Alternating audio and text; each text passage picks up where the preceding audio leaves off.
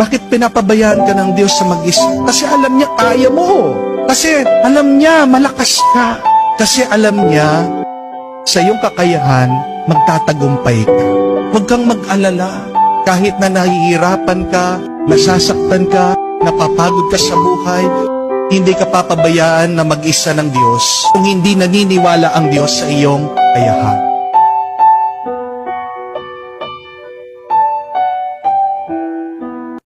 Bakit pinapabayaan ka ng Diyos sa mag-isa? Kasi alam niya kaya mo.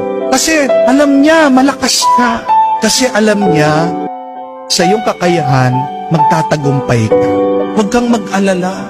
Kahit na nahihirapan ka, nasasaktan ka, napapagod ka sa buhay, hindi ka papabayaan na mag-isa ng Diyos kung hindi naniniwala ang Diyos sa iyong kakayahan.